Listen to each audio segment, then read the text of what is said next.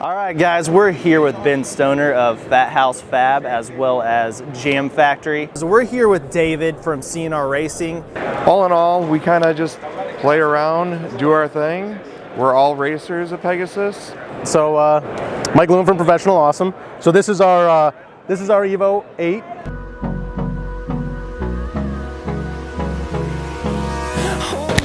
What's up, guys? It's Clay here with Verus Engineering. As you can see, we are walking around the Indianapolis Convention Center right now for PRI 2019. There are a lot of really cool vendors, really cool products out here today. We're gonna be walking around the next couple of days, talking to people, looking what builds are out there, looking at different products that are out on the market. So stay tuned to see what we see, and we'll see you soon.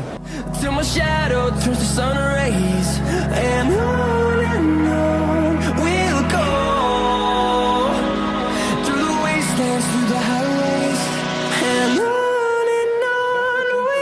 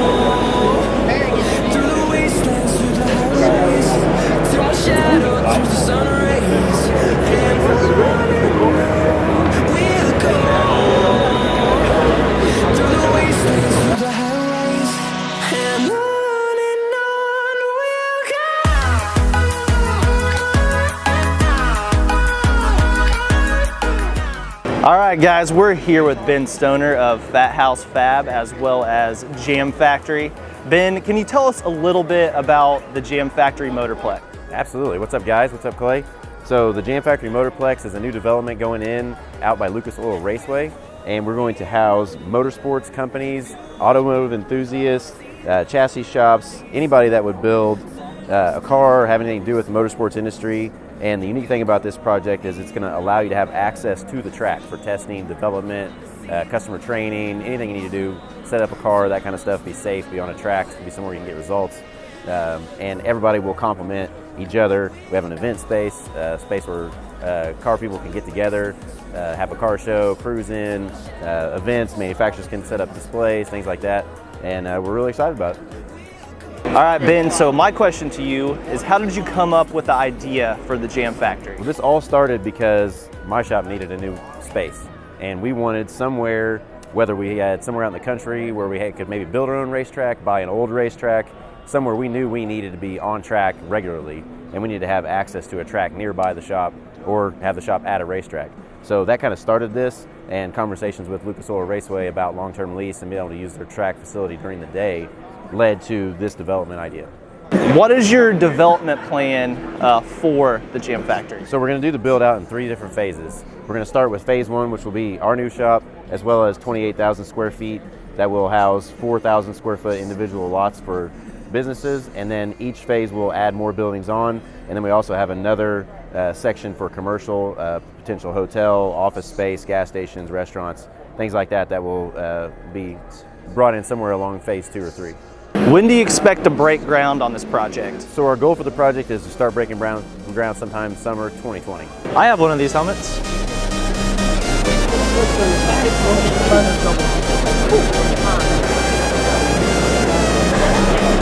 This is the one I have. Red Hawk.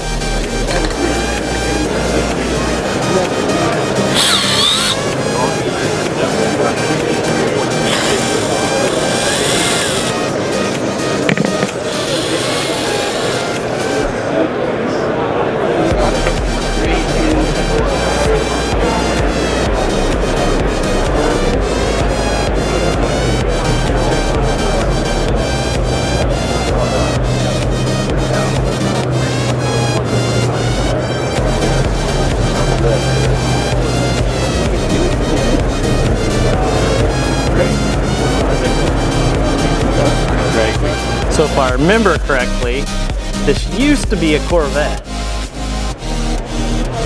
There she is again, Bimmer World.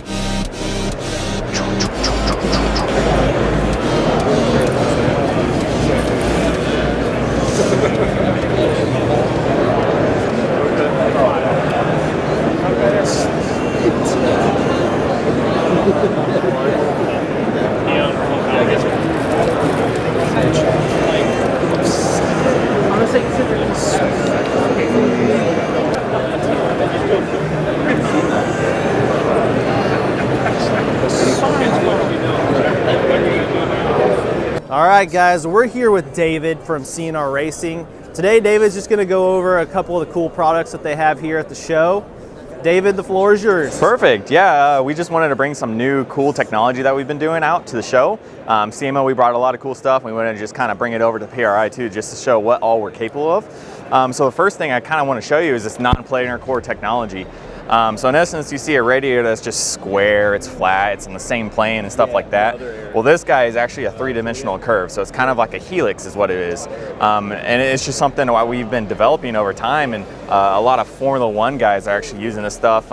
You see the race cars with all the side ducts and everything, and it's all really helix cores that are sitting in there. It's profiled, that's not a square, it's maybe a circle or a hexagon or anything that's really non-geometrical shape that you see like in a standard radiator. So this is one thing we definitely brought out this year to show our capabilities. We have people coming to us about, hey, can you do a curved radiator for a 32 Ford? Of course, we can do it.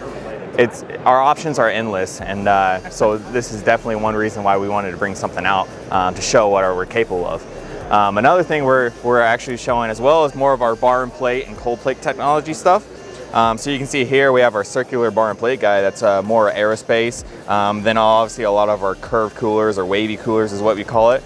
And then we also have our cold plate technology, which is right there as well. That kind of shows like a stacked cold plate. That kind of shows the manufacturing of what goes to a cold plate. And the cold plate in essence is for battery cell cooling. Everything's going to hybrid stuff now. So the batteries get hot, as you know, or electronic circuit boards get hot. So we gotta start cooling that stuff too. And so the cold plate's really good for surface cooling of that stuff as well. Another thing we brought is actually in the case over here. We'll go over and look at it. This is actually our micro bore technology is what we do. And it's actually this stuff right here. You can see all the little needles. It looks like a little haystack almost. But you can see what in essence those are. There's really, really, really small tubes. And the little circle guy and the square guy is actually composed of all that stuff. In essence, what this is, we're using it also in Formula One currently. And what it does is it takes the efficiency a lot. It just maximizes your efficiency. You take a regular radiator and your fin contact with the tube is only so much. So you got to think every time that fin goes up and reaches the tube, there's a contact patch. That contact patch is, say, I don't know, 1 square centimeter or something. With this, it's a contraflow technology to where when your fluid is going through the tube and you have air running over the tubes, your contact patch is almost 100%. So the efficiency just dramatically increases. So there's kind of like 3 stages of coolers. You have your standard radiator, which is a fin and tube, and then you have like the water to air units where you run water over the fin and then air through the tube. So that's a little more efficient than what your tube and fin radiators usually are. And then you have this, which is just the next level that all the Formula One guys are running. And it's just above all the best cooling solution for pretty much everything you need. Granted, obviously price does come involved with that because you got to think every single tube is going to be hand placed in one of those little containers to make one of those. So cost does definitely comes with this. So, but yeah, those are a few things we wanted to really display at our shows. Technology is always advancing with us. That's what we're called, advanced cooling technology. It's just something new every day. We're always evolving and trying to make the best products that we have out there. Awesome, thanks David. No worries.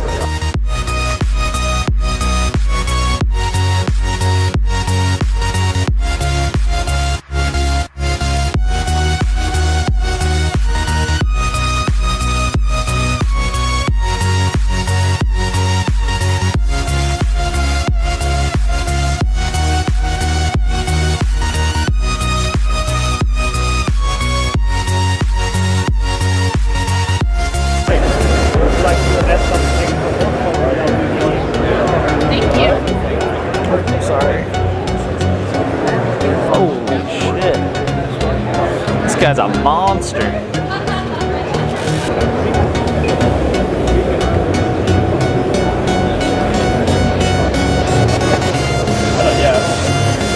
Kind of try to give a broad spectrum of what we do carry.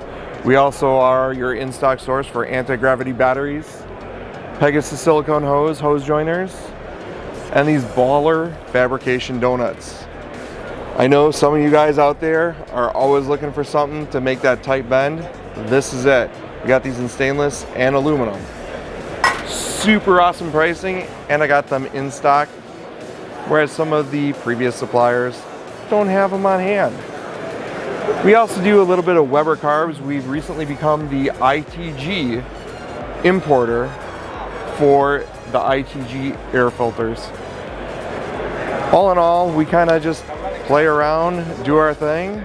We're all racers at Pegasus. We're all kind of here to support you guys. We try to offer the best customer service possible with, you know, that wonderful smile on our face. Something to also know about Bart, he does drive a BRZ with our arrow on it. Just a little bit of arrow, just a little bit. All right, this is my jam right here.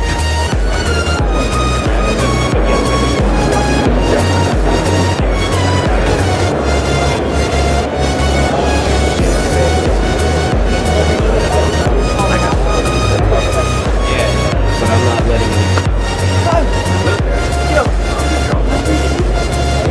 And what we do.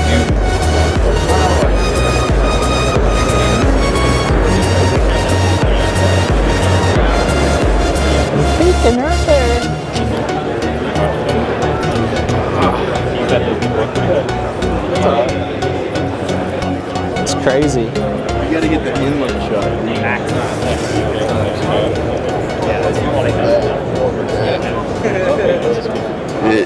Guys, we're here with Mike from Professional Awesome Racing, which is actually located here in Indiana as well. We are with their Time Attack build today. So Mike, let's just go over the build a little bit. All right. So Mike Lewin from Professional Awesome. So this is our Evo 8. We race this car in Global Time Attack as well as Grid Life. We also do some other specialty events.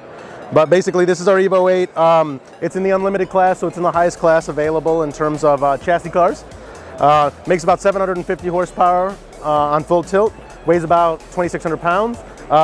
We do all the aero components on this car, so one of our big things is called DIY downforce, and we do all of the aero design, and we try to teach you how to make downforce in an affordable way. So this is kind of our proof of concept that shows how you can make downforce in an affordable way. Some of the big things on the car that we've got a lot of partners involved. So we do a lot of work with Manley for our engine as well as Garrett for our turbo systems. We have some Kelford cams, Turbo Smart waste gates on there. AEM Infinity controls it all. We got an Exity clutch. Red Horse Performance gets our hoses and such. So Fuel Lab gets our fuel delivery, Wet Sport wheels, and Hoosier tires. And of course our suspension is all Fortune Auto. And Zetronics for our O2, and Hawk for our brake pads, Stock Tap for our brake rotors and calipers. But to give you a rundown on the vehicle, basically starting at the front here, we have some large vents. These vents help relieve the low pressure or the high pressure under the hood through a low pressure variant. So it comes up, goes over this vent, makes a little gap here, and then helps pull out air from there. We have similar side vents here. These we actually produce and sell on the website. These help extract, so these are specifically designed to make the air go bump to bump and help extract the air from the tire to make a little bit more front downforce. So you can see here the splitter. This is actually made out of wood. So it's a pretty durable material, and it's affordable for most people. We actually have a large diffusers under there. You can't see them right now, but you can check them out on the website. But simple touches here help make a lot of downforce in an efficient way without spending too much money, and that's kind of what we're good at. That's kind of what our whole philosophy is about. That's DIY downforce. So moving back a little bit, we got our wet wheels, we got our Hoosier tires, and then you can see that this fender bulges out. This is to protect the tire from, basically protect and insulate all the tire wake, and tries to pull it out from the backside here behind the fender. So the air comes up, comes over here, and you'll see it come out. There's a big opening here, you'll see in a second. So there's a big pocket here, there's nothing in there. So we relieve all that air out of the back of the tire so that we can make as much downforce as possible. So the diffusers, which you've probably seen on other projects, come around through the suspension area, come out here, come along this side skirt, and then out the side of the car. And that really helps make a lot of front downforce. And you can see that the door here is cut open, and then the whole body is sectioned in so that this goes back about 4 to 5 inches so that we can pull as much air from that area as possible and really help with that downforce creation. The side skirts here, and then the under tray, the whole car is a flat bottom, so the whole car has paneling on the bottom to help create downforce. The center of the car is the most important area to create downforce, and the diffuser actually starts right here. So the diffuser that you'd see in the back, you generally think starts in the back, is actually starting in this area. And moving back, the diffuser starts to have a slow glide up and actually ends up in the rear a little bit high. We'll check that out in a second. Here we have large side ducts, and these side ducts actually go to the rear radiator. And so that rear radiator is fed by those side ducts and then actually relieves in the low pressure area on the back side of the car. So it comes out here, and you can see again, we're just trying to protect this wheel from air, and we're trying to help the flow past the tire to get as much efficiency as possible and pull air from the wheel well area, which helps again promote downforce because it reduces the lift in the wheel well area. On the rear, we've got an ARP triple element for our downforce back here for our wing element. And So I gotta ask, Mike, yeah, when are you gonna run our dual element? We're looking at options, especially. We'll see what we can do, but for right now, we've got our triple on here. But yeah, it's worked well for us so far. We'll see what options are out there. But coming to the back here, you can see our large diffuser. Like I said, this starts actually right where the driver is, or actually in front of it. So it's about 12 to 14 feet long, and that slight grade and that slight increase in volume helps really pull the air from the bottom of the car and make a lot of downforce with the body. You always want to try to make downforce with the body if possible, because that's where you're going to get the most benefit. Right. So you'll see a lot of those large diffusers, and they're actually extremely effective if you do it well.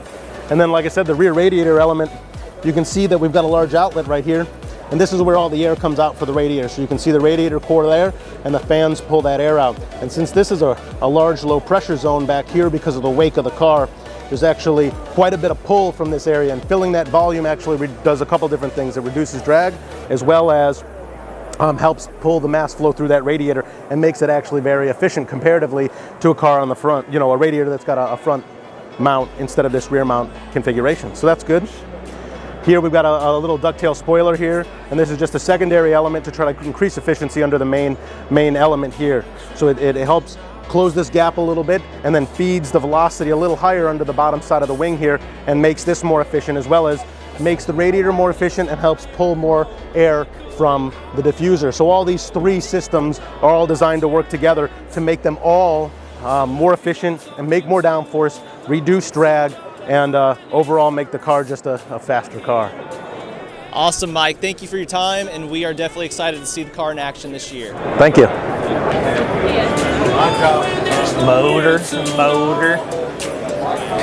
There we go. That's what we need for the BRZ LS7.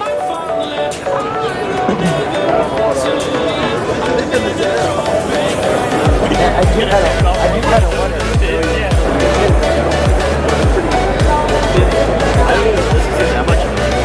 I know. We're talking about relatively small. I'm just not going to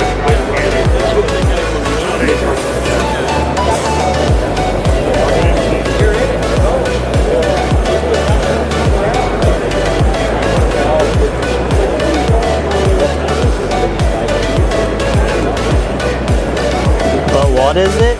Woo! Rotary power.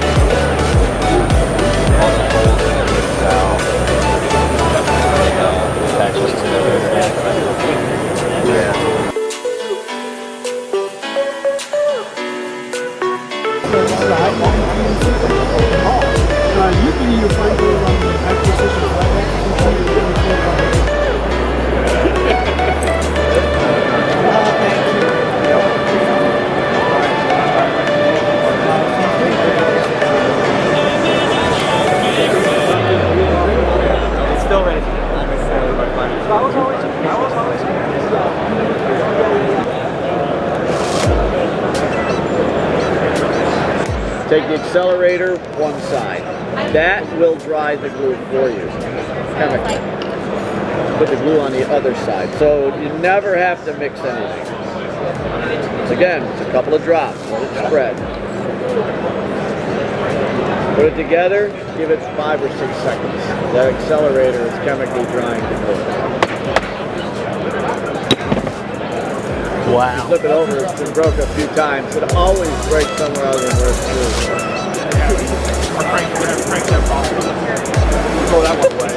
But, yeah, that's the next step of manufacturing.